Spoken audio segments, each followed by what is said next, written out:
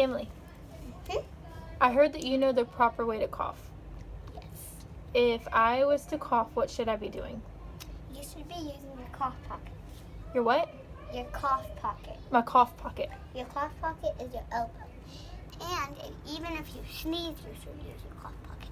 And why? Because it won't spread germs to everybody else. So